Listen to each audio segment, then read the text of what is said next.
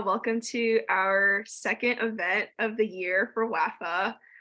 Thanks so much for joining us, for all the attendees, and a big thank you to Leslie for being our wonderful speaker today. The topic, as you've seen on the Eventbrite, is early stage startup formation and fundraising, the legal perspective. So we're really excited to hear from Leslie's knowledge and insights and experience. To quickly introduce myself, I'm Melinda. I graduated Wharton in 2020, and I recently started volunteering with the Wharton Alumni Founders and Funders Association. And Caitlin on the line is co-president this year and is supporting me on this event, which is awesome. And just to give a quick summary of who WAFFA is, so the Wharton Alumni Founders and Funders Association is on a mission to accelerate the success of Wharton and Penn alumni in the startup world, founders, investors, and supporters. We're one of the fastest growing alumni clubs at the university with over 5,400 members in just 3 years. And so we're building an ecosystem that fosters growth for women and accelerates our access to confidence, capital, and other resources. And I can paste a link in the chat later for our website, our newsletter, and our Slack.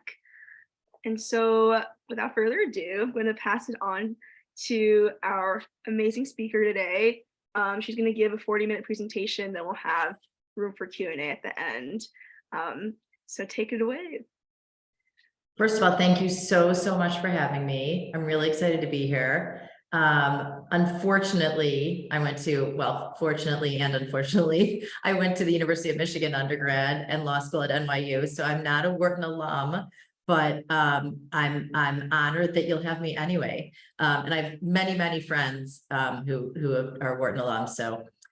So I just going to give you a brief background before I start sharing my screen on my career and the twists and turns. Oh, I like that. NYU represent. After law school, I spent 7 years practicing on Wall Street. I was doing initial public offerings and mergers and acquisitions for large publicly traded companies. And I think someone needs to move. There we go. Okay. And then from there, I moved back to Chicago, which is where I was born and raised, and that's where I am now. And I went to a large firm here for several years, did the same kind of work, but with microcap publicly traded companies and then large privately held businesses. And then I left 10 years ago to start my own firm with my partner. He is since retired, and now I've built what's been renamed AllRise Legal Counsel, and it's all about startups rising. And that's really most of what we do is represent startups in connection with their organization or their pre-seed, seed, and Series A fundraising rounds, and then all of their legal needs from there. So with that background, and go blue, I saw that in there too, I will share my screen. Okay, and we can get started. Okay. Go to the first. Isn't it letting me forward? Hold on.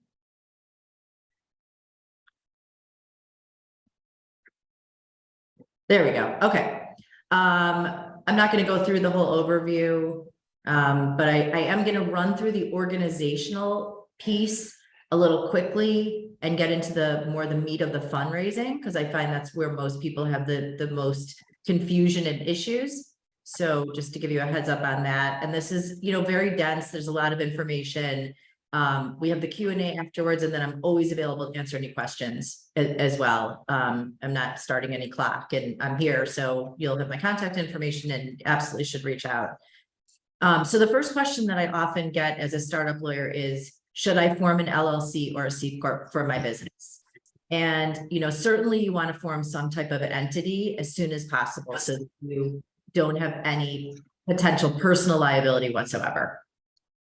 And then people always think, well, I should form an LLC or a limited liability company because a C corporation is double taxed, meaning if the company makes money, the company has to pay tax on that money. And then when it distributes that money out to the owners have to pay income tax as well. So why would I ever in a million years want to be a C Corp? And the reason is if you're forming a company for the purpose of going through this early stage fundraising, round after round with the hope of an exit in the short term via, sale of the business or IPO, then you probably want to be a Delaware C Corp sooner rather than later. And there's a couple of reasons for that, the C Corp part of it. And the main reason is that venture capitalists who will invest once you get to the Series A round of funding, they only invest in Delaware C Corps. And that's because they've raised money from their investors and a C Corp acts as a tax blocker for them. So again, it's all tax driven. But if you're going to be looking for venture capital funding, you absolutely want to be a C Corp at some point. You can certainly convert. I've had many clients come to me that are LLCs. And I say, you can convert whenever you decide, because sometimes they'll say, I don't know if I'm going to continue to bootstrap or if I'm going to be looking for venture capital funding. So I always say, just check with your accountant as to when you'd want to convert to make sure that that's not a taxable event. And then, when we talk about Delaware, I think that the reasoning behind Delaware law is it's known internationally. It's very well, it's been around a long time, and everything in imagination has been litigated. And so you have answers to questions which can actually deter litigation. And it's very company friendly. So that's why a lot of people like Delaware law. So now you have organized your company. You want some things you want to think about, obtaining a federal employee identification number, and then you want to have resolutions of the sole incorporator that appoints your board of directors and adopts your bylaws. Then you want those directors to do organizational resolutions, appointing your officers and granting shares of stock out to founders.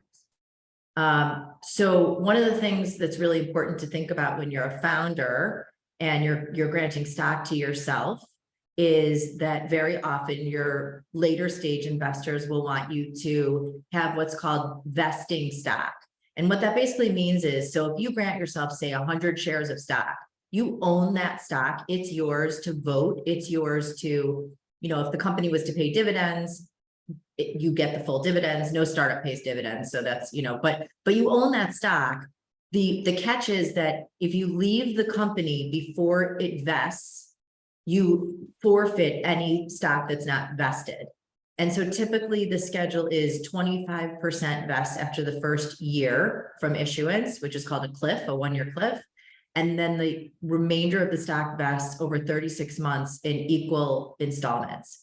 And so if you were to say like, oh, I got a job offer to do something else, I decided I'm not going to go forward with this company, and you lose, and you do that, let's say 1 year after you started the company and issued yourself stock, you lose 75% of the stock because it hasn't vested yet. You keep 25%. The other thing and there's a tax election that's associated with that as well. That's very, very important. So when you issue stock to people, and we're going to talk about this in the context of advisors and early employees as well, when you issue stock to people, and it's vesting over time, you get taxed on the value of the shares as they vest. And since it's a 4-year vesting period, hopefully in 4 years, that stock's going to be worth a lot. And you don't want to be paying taxes on the value of that stock in the future. So you file what's called a Section 83B election. It's a 1-page form. And what it does is lock in the value of your shares for tax purposes on the date of issuance. So they're worth nothing in the beginning, and that's a great tax value for you. It's due within 30 days after the issuance of the shares, and there are no exceptions. Like even during COVID, there were no exceptions. So that's something really important to keep in mind. The other thing you want to think about as a founder and a co-founder is making sure that there's an IP assignment agreement where the name of the company, the idea, any patents you have, any of that is assigned to the company and belongs to the company and not to any founder individually. The investors will want to see that, but you also want that if you have a co-founder for your own protection. So other things you want to think about: indemnification agreements, setting up what's called a cap table with who owns what shares of the company. And then you want to pretty early on develop some non-disclosure agreement forms to use with potential investors. And then the next big thing is if you're an LLC, it's called an operating agreement. If you're a corporation, it's called a shareholders agreement. And you want to have, we're going to talk about it in this context, a shareholders agreement. So this is extraordinarily important if you have a co-founder, is to do this from day one, to have an agreement between you that lays out who's voting on what. And like, let's say your co-founder, you have 80%, your co-founder has 20%. And so it's a majority vote, you're going to control most of the time. But then let's say, you know, you want to sell the business. Well, your co-founder with 20% is probably going to want a say in whether or not you sell the business or take out a loan or enter into a lease. So, you know, your shareholders agreement will lay out some extraordinary events where it's a super majority vote. You want to think about if it's 50-50 ownership, that's when this is the most important agreement, because you need some kind of mechanism for dispute resolution. And if anyone has questions after, we can talk about what there's a few of the choices that there are. And then what happens if your co-founder, you know, God forbid, passes away, becomes disabled, gets divorced, and the shares end up in the hands of the spouse? Then, you know, and you don't want to be 50-50 partners, or even maybe, you know, 20-80 partners with someone's spouse you don't even know. So how will that work? And that's usually the company gets a buyout right, and all of that is outlined in this very important agreement.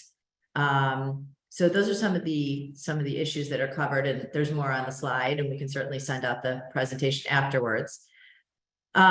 And then the next thing to think about is, you know, wow, I've had these few people who have really helped me along the way. And I promised them something for how great they were to me, and I just don't have the cash to pay them. And so typically early stage companies give restricted stock, it's called, out, and that's purely means it vests over time, exactly like what we talked about with founders.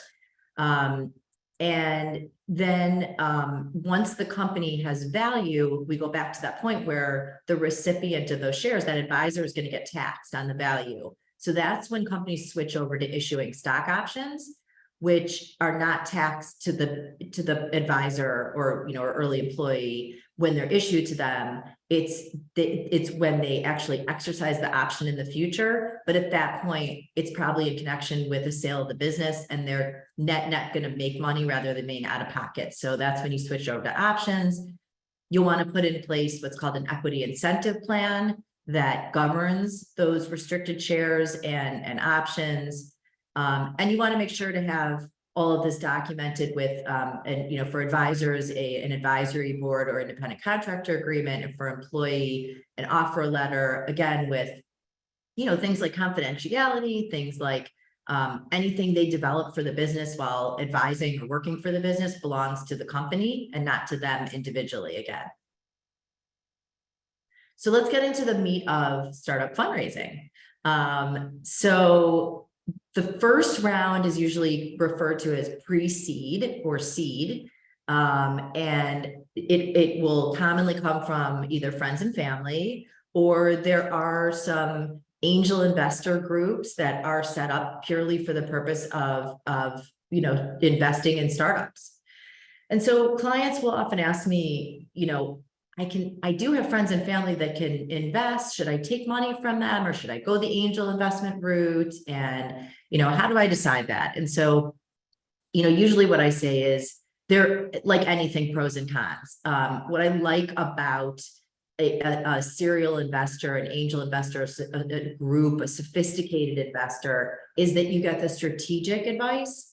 It's called taking smart money. You get that strategic advice in addition to just the money. And that can be really, really important. Also, there's less risk in terms of if the investment goes south, because, you know, the courts know that these are people who know the risks of early stage investing. and are less protective of them. On the other hand, they usually with friends and family, you can dictate the terms of the investment, whereas other, more serial investors know exactly what they want, a little more sophisticated in terms of setting up the terms. And so those are some of the things to think about. The other thing that's happened with friends and family is we're going to talk about the most typical form of security sold by early stage companies now is called a SAFE.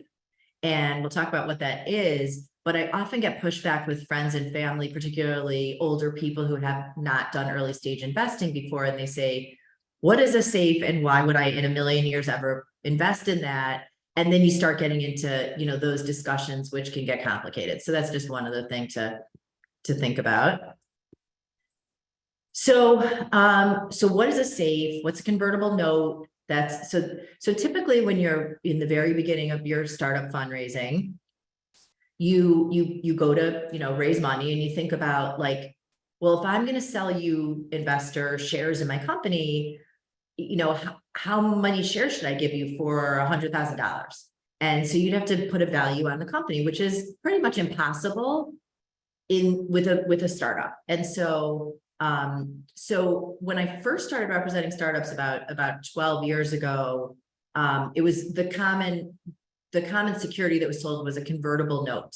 And a convertible promissory note, basically you don't have to value the company. It's a promissory note. In return for your $100,000, I will pay you back with interest in typically 1 to 3 years was the term. And if before that, the maturity of the note, you raise another round of capital, which does have a valuation, my note converts into the right to participate in that next round of financing, but at a discounted rate. So basically, like if you sold preferred stock, 2 years from now, and it was for $10 a share, your $100,000 got converted into being able to buy $100,000 worth of that same stock, but at $8 a share instead of 10. So you get, because you took a chance early on with this company, you get like something extra special. So, and then same thing goes for if there's a sale of the business, the note would convert and you would get, better terms than the buyer of the business. And what started happening was, as a lot of you can probably imagine, is that 1 to 3 years was a very short time in the lifespan of a startup. And so often startups were unable to repay the note, got very emotional. The investors weren't real thrilled about it. Renegotiation started, meaning legal fees. And so a group out of Silicon Valley called Y Combinator came up with this genius idea that's called a SAFE. And it's a simple agreement for future equity. That's what that stands for. And basically it's a piece of paper instead of a promissory note that's the same thing. It can, and with no interest, but it's a piece of paper that says, if you raise the next round of financing or sell the business, this piece of paper converts into my right to participate in that offering or sale with better terms than those that are available that are given to the new round investor or the buyer of the business. The other lovely thing about a SAFE is a convertible note can say anything. There were all kinds of forms floating around. It was expensive in terms of legal fees, especially, that's just not the priority, obviously, for startup companies. And it was, to negotiate the terms of that note got expensive. And the SAFE is, there's a form and it's on ycombinator.com. And you print it out, and there's only 2 parts of it that are negotiable: the discount to whatever the next round investor pays, and whether or not there's going to be what's called a valuation cap. And the cap is to protect investors, because let's say someone invests very early on and then you're great and you have that, hockey stick moment, and you raise, your valuation on your next round in 2 years is $100 million. Well, their 20% discount is going to mean nothing to them. So sophisticated investors will cap the conversion at a certain valuation, and so that they get the benefit even if your next round is at a much higher valuation.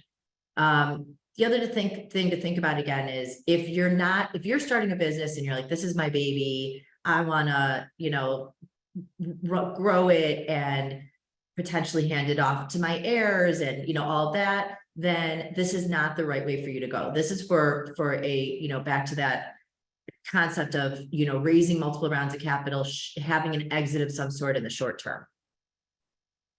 So the next round that you would potentially raise, so you've done your friends and family, your angel round. I have some numbers on where the break point comes that really are all over the place depending on the economy. Now I've seen, I last year did an $8 million safe round. And, this year it's scaling back again. So, take the numbers for what they're worth at the moment, but this Series Seed convertible preferred shares, it's like my favorite hidden secret of securities law. if there's anything so, so special about that. So it's also online. There's a form. It's at www.seriesseed.com. And it's a little confusing because people talk about seed round and typically mean like earlier stage convertible securities. So I don't know why they named this Series Seed, but don't blame me. So Series Seed is this great, you hear a lot about Series A, and we're going to talk about that next, but Series A preferred stock gives your investors a huge amount of rights. And Series Seed is sort of like a Series A light. Excuse me one second.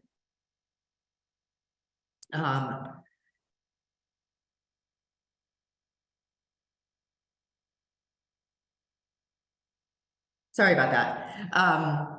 So it's a Series A light. It gives your investors a lot more rights than a safe or a convertible note, which basically give your investors no rights, but far less than the Series A. And again, I'm always thinking about legal fees for my clients because their budgets are tight still at this point in the company's evolution, and it's also a much less expensive alternative to a Series A.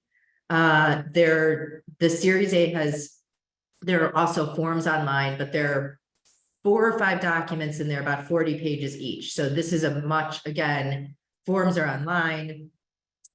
Much less negotiable than a Series A and much shorter.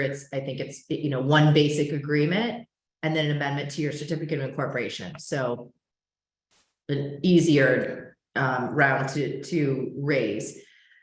And then the last round that I'll talk about, because it's really at this point, sort of it turns into a more, you don't really call it early stage fundraising so much anymore, is the Series A. And Series A's give the investors, they get certain dividends paid, certainly before common stockholders.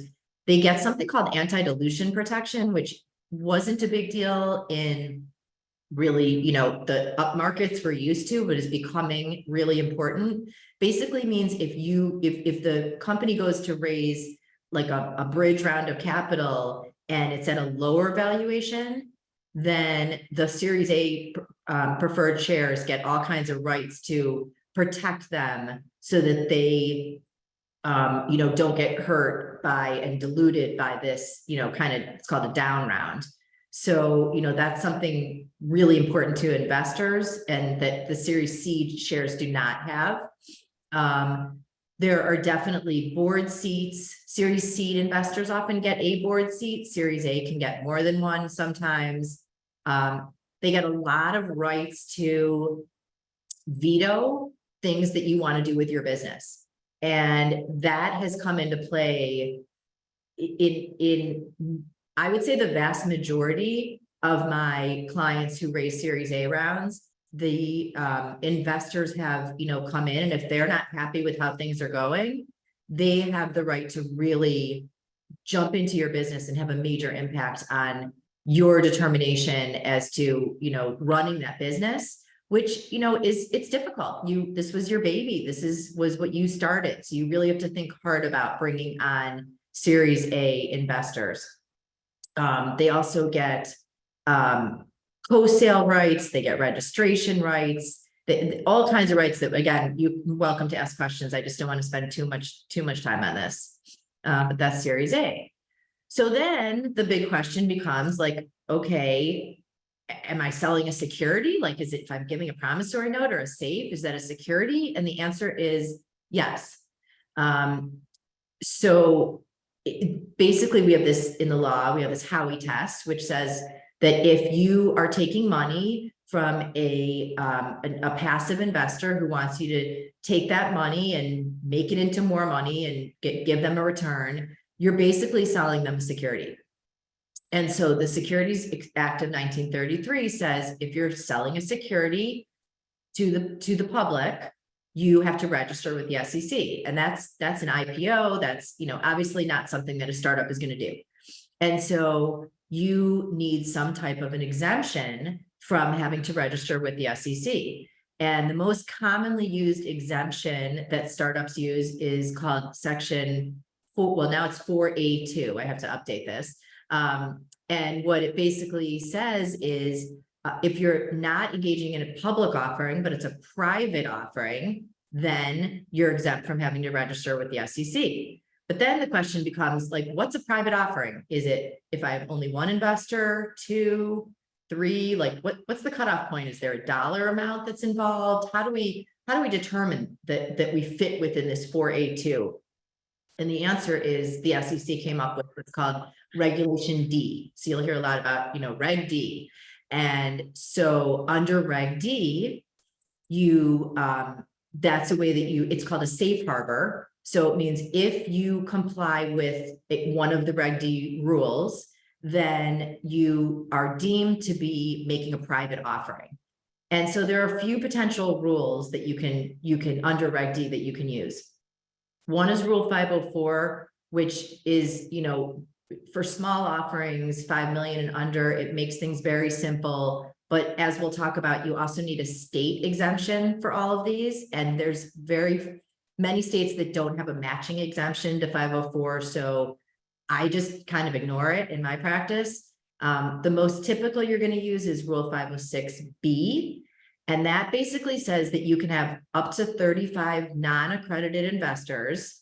And, that's an important concept. So an accredited investor is someone who has $200,000 in income for each of the last 2 years with an expectation of the same this year, or $300,000 with their spouse, or totally different test, a net income of $1 million or more, not including your principal residence.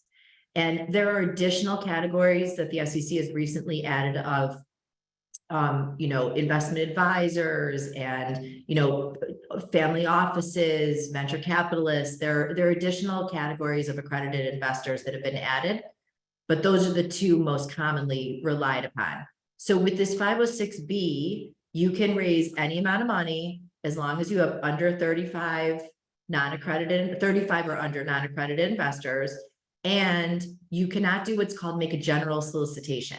So you have to only sell your securities to investors who you have some sort of pre-existing relationship with. And so, so that's the most typical is 506B. The next one is 506C, and it's a general solicitation offering. It's commonly confused with crowdfunding, which I'll talk about next. It allows you to go to as many non-accredited investors as you want. And I'm sorry, it allows you to make a complete general solicitation. And so what that means is you can go on social media and say, hey, we're raising $1 million and we're selling safes, and, here's why you should invest in us. You can talk about it at a conference. You can be interviewed on a, TV show and talk about it. You can put it on your website. You can go to complete strangers. But the catch is that you must make sure that all of your investors are accredited investors. And whereas with 506B, you just have them check a box saying like they're accredited. With 506C, the burden shifts to the company that's raising money to verify that all these investors are accredited. And it's interesting, when this first came out, which was 2012, I believe, everyone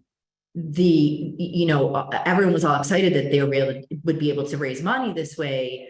But the validating accredited investors meant that you would have to go to your investors and say, can I have your W-2 or your tax return, and prove that you're accredited. And, that was obviously very uncomfortable for investors. And since then, there have been many different businesses that have popped up that will do that, third-party accreditation for you. And so just something interesting from, the way all of this, twists and turns. And then the last way is crowdfunding, and all of these are under Regulation D, so you'll have that exemption from SEC regulation. And crowdfunding is done through portals that are registered with the SEC, and they allow you to raise up to $1 million a year. You can have as many non-accredited investors as you want. You can do the general solicitation, but there are limits as to, depending on people's income and net worth. Again, there are limits as to how much they can invest. And then one of the things you have to keep in mind with something like this as well is that that when you do crowdfunding, and I have a client going through this right now that did a crowdfunding campaign before I met her, you end up with this large list of small shareholders, and it is pretty, frowned upon by your later stage investors, because all these people are real, like they own your stock, so they have the right to inspect your books and records. There's all kinds of protections built into the law for minority shareholders, and they get those protections. In addition, it's just expensive to, the administrative costs of having all these different investors. And so, definitely I would think twice and consult with a lawyer as to your long-term plans before doing a crowdfunding campaign. So I guess the next big question is, okay, so we're ready to go. We want to do a safe round. Leslie, what do we do? Should we, just print a safe off, ycombinator.com and give it to our investors? Or do we need a whole private placement memorandum? Like what do we need to give our investors that'll protect us? And the answer is that the Securities Act of 1934, Securities Exchange Act of 1934, has something called the anti-fraud provisions, which basically says if your investor, if you don't give them any disclosure, you just hand them their safe and they lose their money. I mean, I always say you get the good deal exemption, right? If they make money, all's good. But if they lose their investment and they try to come after you, what they can say is, I didn't get any information as to things that a reasonable person would have wanted to know in my shoes. Like, there's a huge competitor out there in this space. I didn't know that. Or, the team has no experience in this industry. Or, all the different things that, so what I do for clients is I have them, I prepare one document that has three parts to it. It's a subscription agreement is the main document.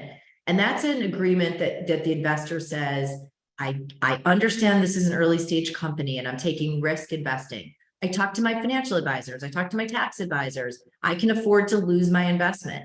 I asked the company everything I wanted to know from them, and they gave me those answers. And all of that goes into the subscription agreement. That's a form. And then there's two exhibits that I attach. One is the exhibit A is a description of the company. So if you have a deck, we can use that.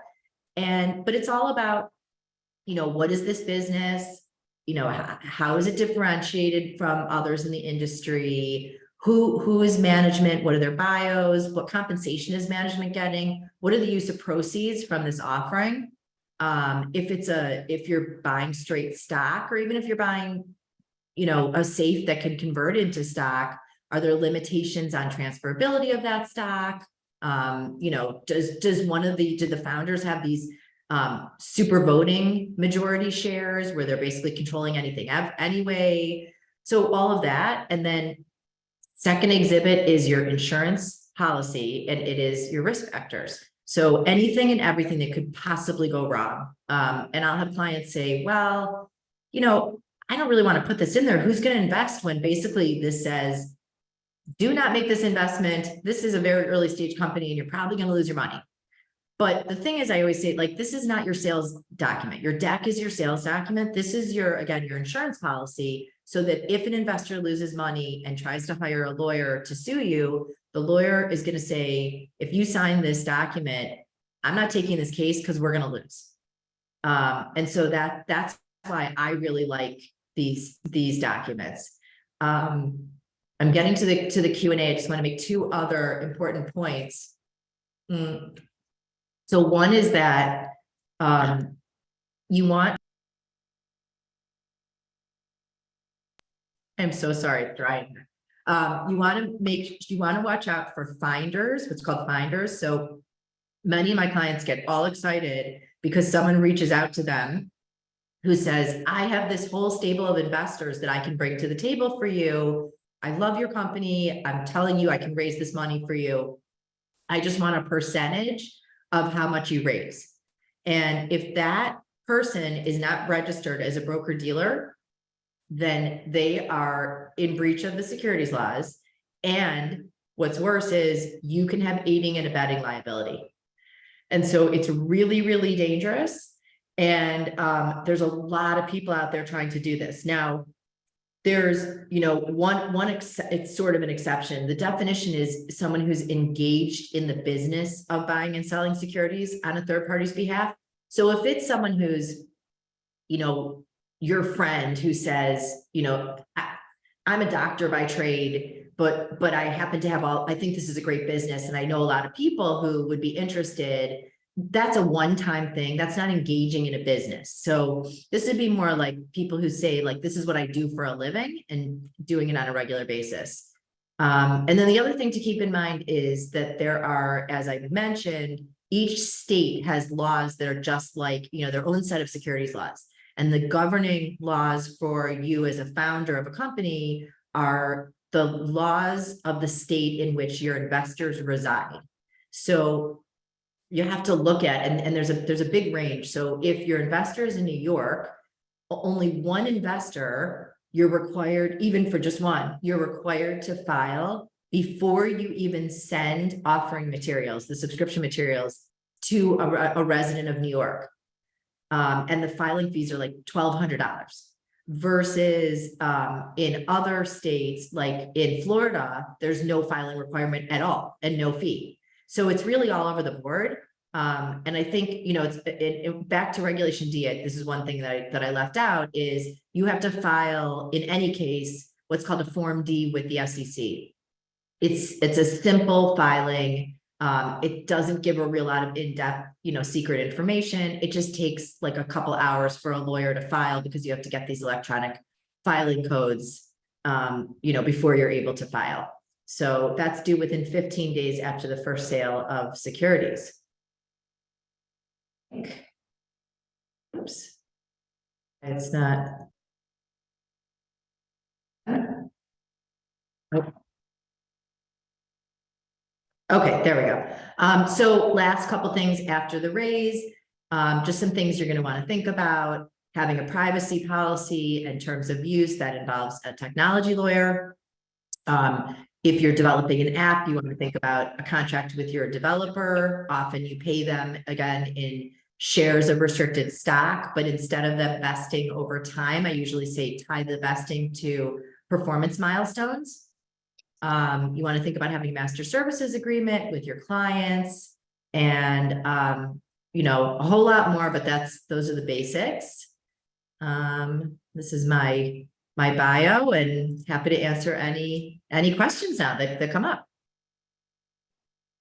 Thank you so much for presenting all of that to us. I'm sure there are a lot of people still thinking about the questions they want to ask, but there are a few that people asked in the chat already. So the first question a little while ago was, what is the acceptable founder's share and options pool as far as percentage of shares? That's a great question. So typically what I do is I authorize there's authorizing for issuance shares and then there's actually issuing the shares. So I authorize, which is through when you form your company through the state. I usually with Delaware authorize 10 million shares for issuance, par value 0.0001 per share.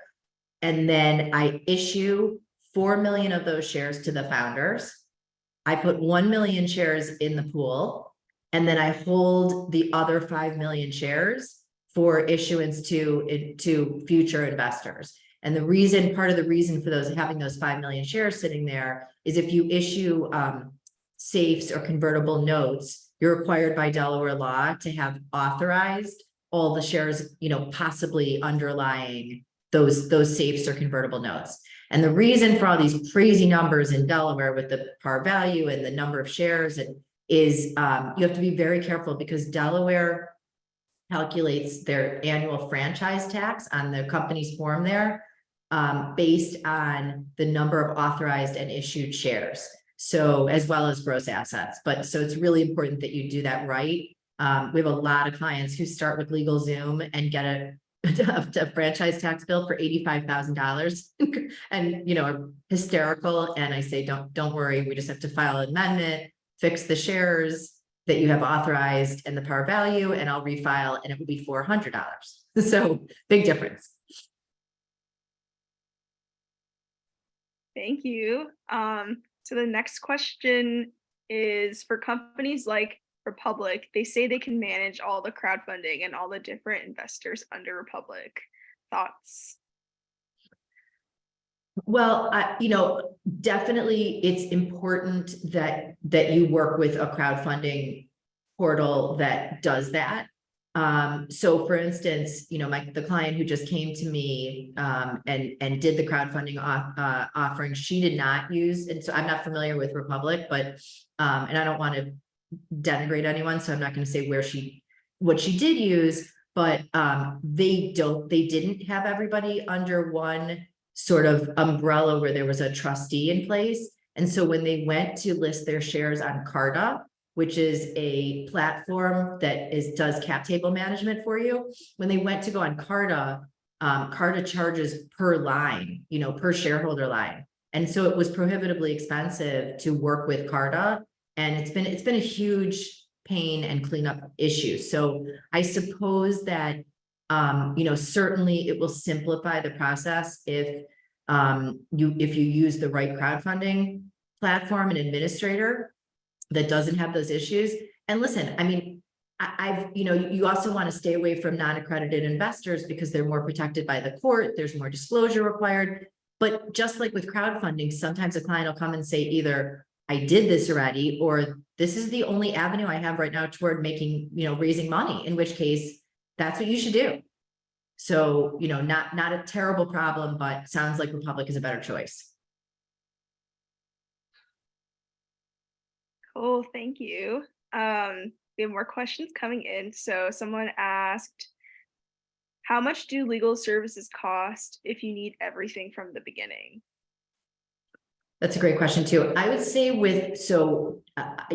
typically with us, and we're in Chicago. I know all of you are all over the country and maybe the world. So it ranges. We're a 10-person boutique firm. We have 8 lawyers and 2 paralegals. So, and again, we're focused on startups. So I'm not, at all representing this is what other firms would charge.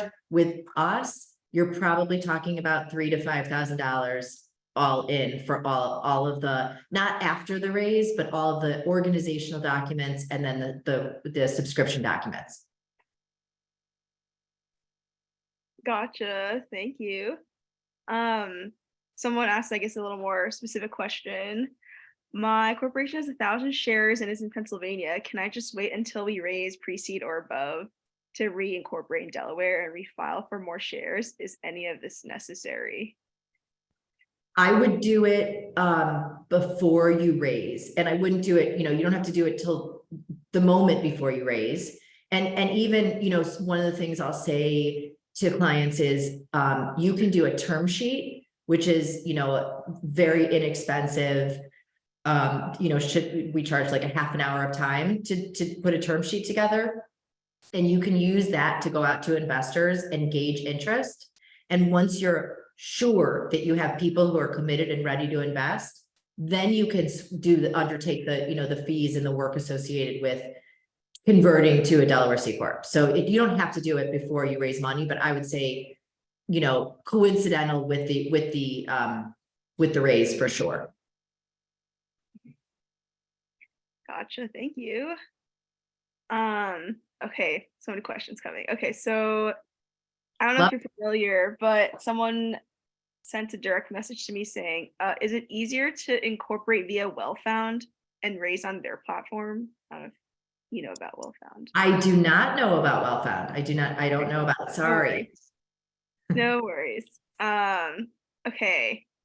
So then another question said, okay, interesting. So I'll read the next question I got from direct message. So someone says, I currently have an LLC.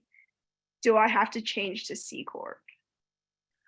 There's no have to. An LLC can absolutely raise a safe round. That's a question that I've gotten from several different clients. So again, there's definitely no have to. It's, if you're going, it would only be if you're going to get to once you get to the venture capital stage, that, a venture capital firm will absolutely insist that I've never, maybe there's one out there, but I haven't encountered any that wouldn't insist that you convert at that point. But you can absolutely be an LLC and raise a safe or a convertible note round or straight equity. Gotcha. Thank you.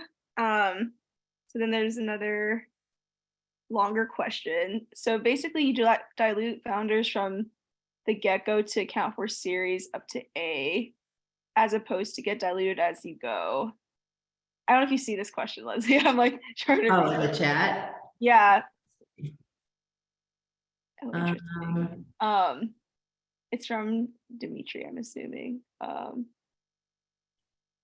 Yeah, that's a good question. And I that's the way diluting founders from the beginning is the way that I typically see it. Although when you have the pool, founders don't get diluted by the pool by adopting the pool up front. So I don't know if you want to, if the person who asked the question wants to expand on it a little more. If you want to unmute. Yes, so basically, this is my understanding that you are diluting from the get-go to account for subsequent rounds. But basically, the negotiation with VC looks like, okay, we tell you what we have, and VC is gonna tell you what percentage of the company they want. So you automatically assume that they want at some point up to 50%, which is typically up to Series A. So it's unreasonable to assume that you would maintain majority of the stock after Series A, but before Series A, and especially pre-seed, seed, you still, my expectation is that the founder should still expect to maintain majority, like 80%, 70%, 60%, as investment takes place. So what is the logic of automatically assuming that 50% goes to the company? Because typically that's what takes place at the Series A. Yeah, I agree with all of that. But I typically see founders maintaining majority control, majority ownership, at least with post Series A as well. Often the VC will want the pool to be increased in amount, because at that point you're scaling, you want to start bringing on some executive officers that are going to want a hefty chunk of equity. But I do, typically see you still maintaining majority ownership after Series A, but again, subject to all of those veto provisions, so not necessarily control. Thank you. Welcome. Cool. Someone else messaged me asking, what incorporation would you recommend for a founder interested in bootstrapping a startup? So bootstrapping, meaning never raising, not like for good bootstrapping, I would personally recommend an LLC. There's, again, you do not have the double taxation. And at the same time, there's also the possibility of an S corp, and an LLC can make an S corp election to make things even more confusing. But the reason for an LLC that I love is that it's a very flexible entity. So you can have, with a corporation, the money has to follow the ownership. So if it's 80% owned by one person, 20% by another, that's the way distributions get made. With an LLC, you can say, oh, no, the 20% owner put in money, and so they get paid back first. Or, you can really, like, the sky's the limit on how you want to structure the money flow and the voting rights. And so I'm really in favor of LLCs. Awesome. Thank you. Another question. How long did it take to convert from LLC to C Corp? How far in advance should one start the process if planning to pursue VC funding? So that really depends on how complicated your cap table is at the time of conversion. So if it's just the founders and, at the time of conversion, maybe, an employee or an advisor, it's pretty quick. I would say, within a week of contacting a lawyer, you can get the filing done. If you've got a complex cap table, if you've got like safes out there and stuff, you're going to have to, figure out how many shares people get for their LLC interests, and you have to amend your safes to account for the fact that it's going to be stock now instead of it's converting into membership interests.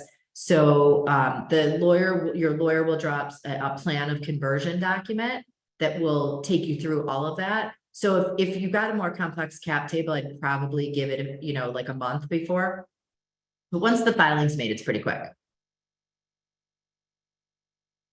Gotcha. Thank you. Another question, is my understanding correct that founders are different from co-founders only by a percentage of shares, and there's no legal distinction? Basically, if you have greater than 10%, you are a co-founder. That's a really good question.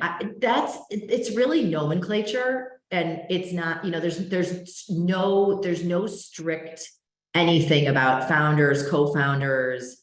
I'll have many clients who come to me and there's 2 or 3 people already that, are almost equal to each other. And others will say, I'm looking for a co-founder, a technical co-founder.